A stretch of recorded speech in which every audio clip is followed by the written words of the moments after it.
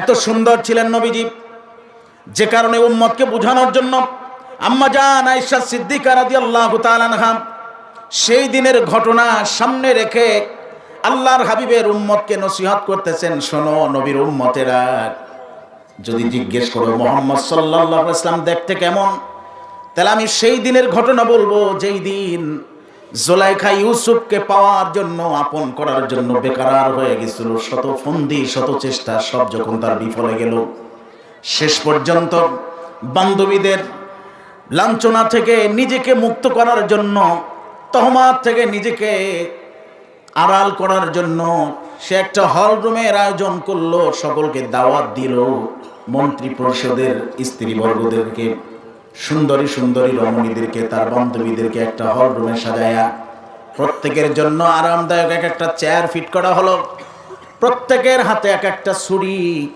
এবং এক একটা ফল হাতে দেওয়া হলো। আর সাইয়েদনা হযরত ইউসুফ আলাইহিস সালামকে বলা হলো যে যাও, ভিতরে যাও।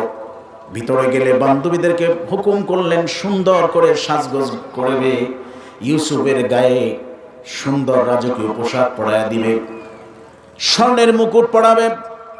সুবহানাল্লাহ বলেন। কিসের মুকুট? স্বর্ণের মুকুট পরাবে, স্বর্ণের চেইন দিবে, মালা দিবে, যত ধরনের সৌন্দর্য আছে সব ইউসুফের গায়ে ওঠা চাই।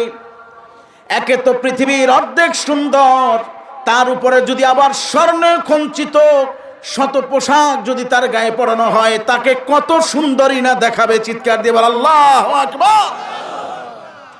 বলা হলো পর্দা দিয়ে দাও, পর্দার ওই পাশে ইউসুফকে নিয়ে যাও, আমি এখানে থাকবো, বান্ধবীরা থাকবে, আমার হুকুম হবে তো পর্দা সরাইয়া দিবে। আওয়াজ করে বলেন না সুবহানাল্লাহ।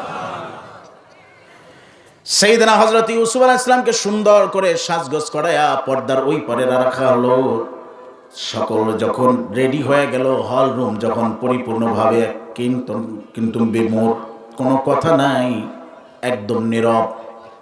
ঠিক সেই মুহূর্তে জুলাইখা ইশারা করলো পর্দা সরাতে, আর এদিকে এট এ টাইম ইশারা করলো ফল কাটার জন্য, তোমরা ফল কাটা শুরু করো। তারা ফলের দিকে ছুরি আগায়া দিছে। ঠিক সেই মুহূর্তে পর্দাটা সরে গেছে, ইউসুফ আসলামের চেহারার ঝলকানিতে, সৌন্দর্যের ঝলকানিতে পুরো মজলিসটা আলোয় আলোকিত হয়ে গেছে। পুরো মজলিসটা আলোয় আলোকিত হয়ে গেছে। ইউসুফ আসলামের সৌন্দর্যের দিকে নারীরা তাকিয়ে আছে, সবাই ইউসুফ আসলামকে দেখতেছে। ফল দিকে ছুরি চালায়া দিছে। কিছুক্ষণ পরে জুলাইখা বলতেছে নিয়ে যাও ইউসুফকে, পর্দা টেনে দাও। সরায় নেওয়া হলো। জুলাইখা বলতেছে ফল কি কাটা হয়েছে? তখন তারা প্রত্যেকে হাতের দিকে তাকায়া দেখে, পবিত্র কোরআনুল কারীমে আসছে ফল কাটা তো দূরের কথা, ওয়া কাত্তা'না আইদিয়াহুন্না, তারা প্রত্যেকে তাদের হাত কেটে ফেলেছে,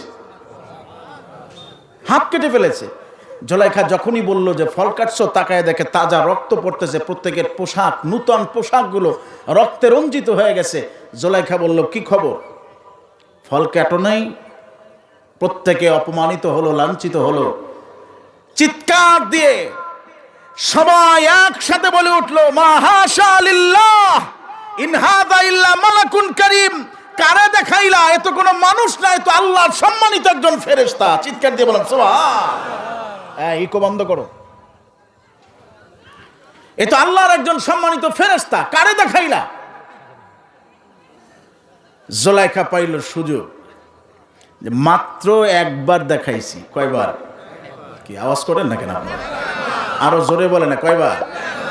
একবার দেখছো মাত্র। একবার দেখা ফলটাও ঠিক মতো কাটতে পারো নাই। আর যে ইউসুফ আমার চোখের সামনে সকাল বিকাল দুপুর রাত কতবার যে আসা যাওয়া করে তার কোনো ঠিক নাই, আমি জুলাইখা কেমনে ঠিক থাকতে পারি? চিৎকার দিয়ে বলেন না সুবহানাল্লাহ। আমি কেমনে ঠিক থাকতে পারি?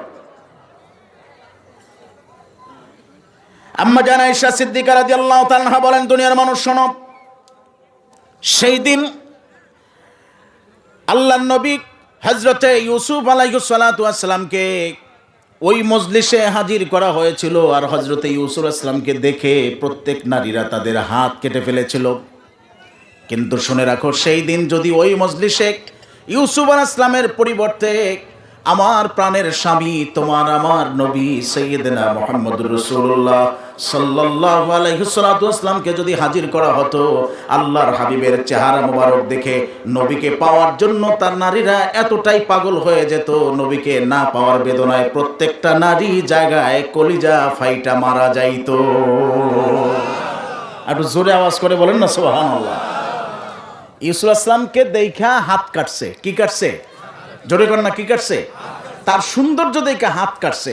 আর আমার নবীজির সৌন্দর্য দেখা তাকে পাওয়ার জন্য এতটাই আকুল হয়ে যাইত, নবীকে না পাওয়ার বেদনায় প্রত্যেকটা নারী কলিজা ফাইটা জাগায় মারা যাইত। তাহলে বলেন তো দেখি, আপনার আমার নবী কম সুন্দর ছিলেন না বেশি সুন্দর ছিলেন? হাত তুলে জোরে আওয়াজ করে বলেন না, কম সুন্দর না বেশি সুন্দর?